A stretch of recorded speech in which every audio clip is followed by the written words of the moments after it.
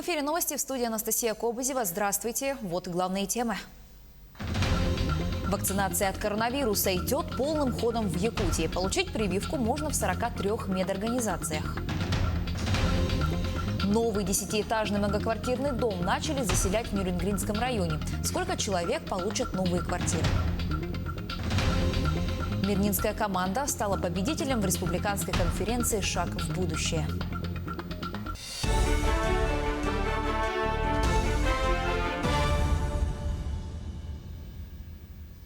Вакцинация от коронавируса идет полным ходом в Якутии. Получить прививку жители республики могут в 43 медицинских организациях.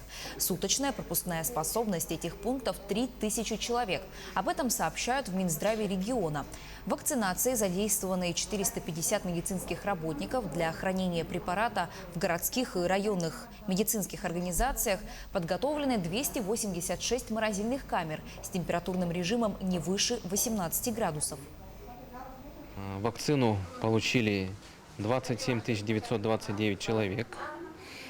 Это по первому компоненту, а по второму 1021 человек. Если вы получите две вакцины, получается, да, два компонента с интервалом 21 день, то вы будете наиболее защищены. Теперь о том, как проходит вакцинация в Алданском районе. За минувшие выходные прививки получили 135 человек. Среди желающих особенно много граждан преклонного возраста. Татьяна Вахнина с подробностями. Заполнив анкету и согласие на медицинскую манипуляцию, пациент проходит в кабинет врача-терапевта. Вопросы о самочувствии и наличии хронических заболеваний, измерение давления и пульса, контроль температуры. Перед вакцинацией против COVID-19 медицинский осмотр обязателен. Перед использованием вакцины серия и номер флакона вносятся в российский госреестр. В этот же день все вакцинированные пациенты вносятся, их данные персональные вносятся в единый российский реестр получивших вакцину от ковид. Затем пациент сможет распечатать на своих госуслугах сертификат о получении этой вакцины. Вакцинация против новой коронавирусной инфекции производится препаратом ГАМ-ковид-ВАК. Прививка противопоказана беременным и кормящим. Причиной медотвода будет обострение того или иного хронического заболевания. Иных противопоказаний у препарата ГАМ-ковид-ВАК нет. Профилактика предусматривает двукратные инъекции с интервалом в 3 недели. Я глубоко убеждена, что данное мероприятие необходимо, то есть прививаться нужно обязательно.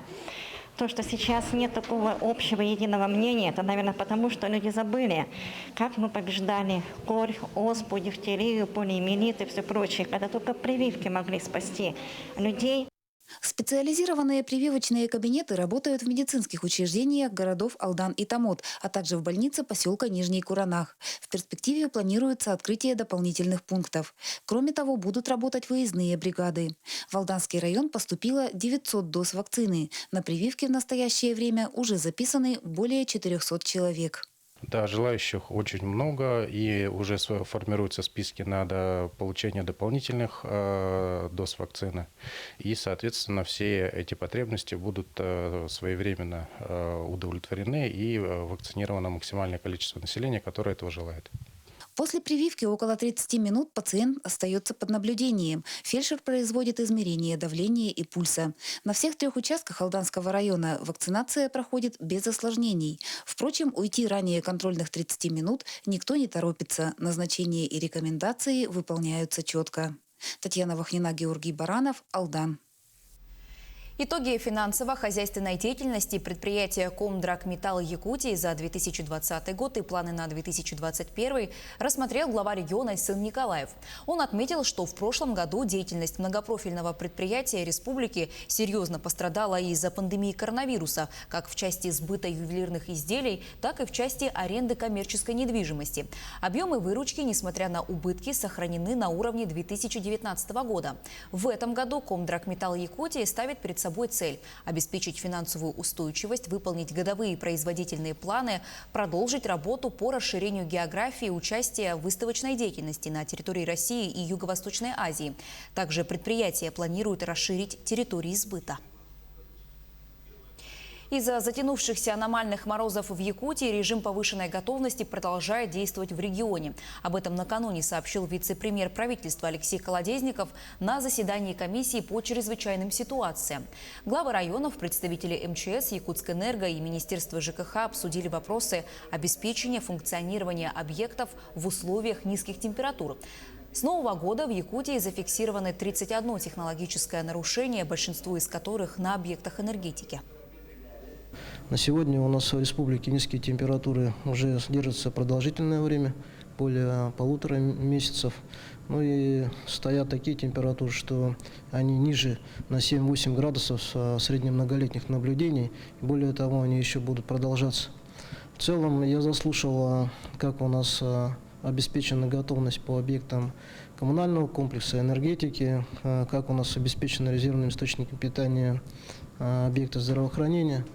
Мы готовы, в режиме повышенной готовности давно находимся, но однако видим же, что технологические нарушения происходят. Заслушал глав муниципальных образований.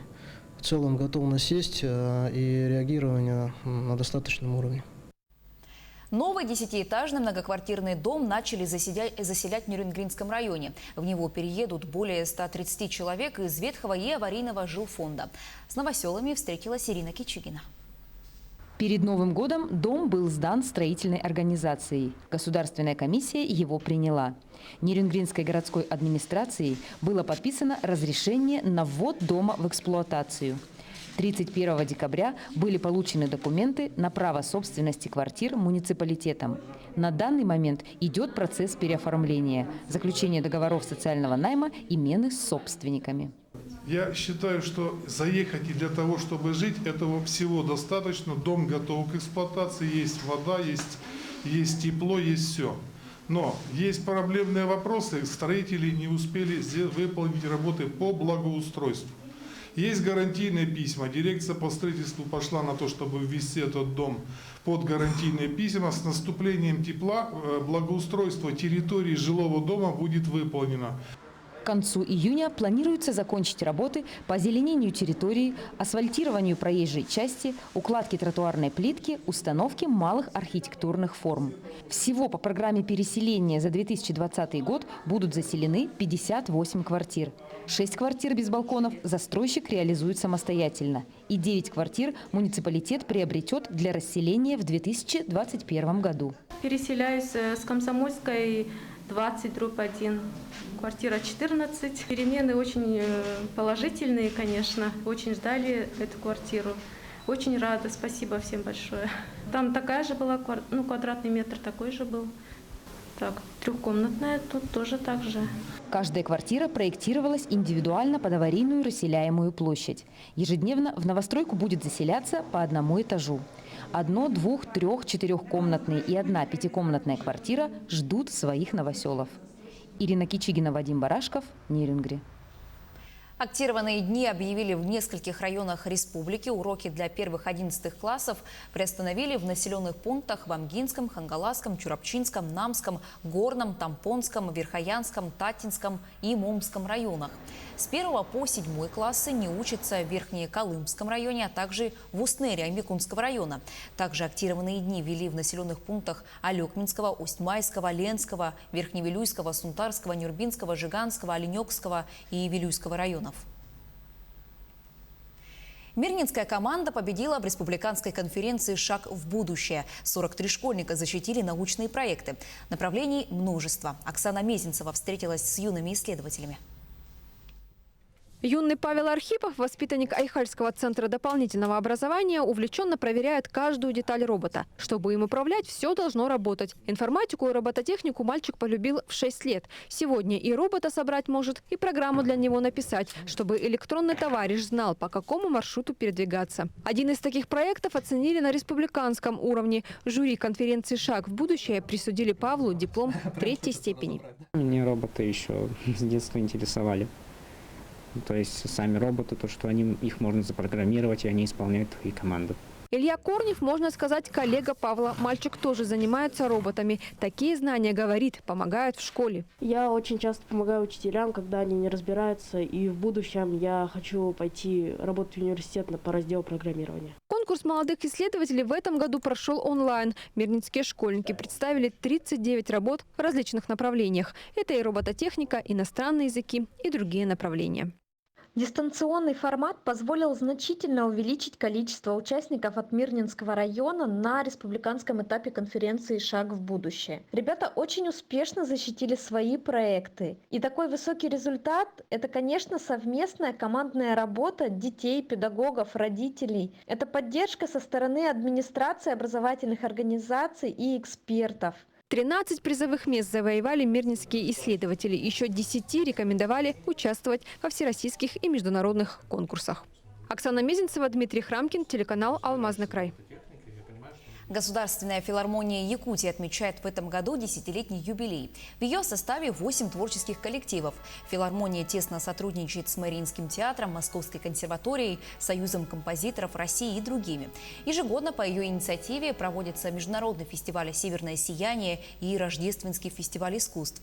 Большой юбилейный вечер пройдет в марте этого года. 1 января 2011 года мной был подписан указ о создании филармонии. Создали коллективы, которые уже начали полноценно работать. Первый коллектив – это, конечно, духовой оркестр.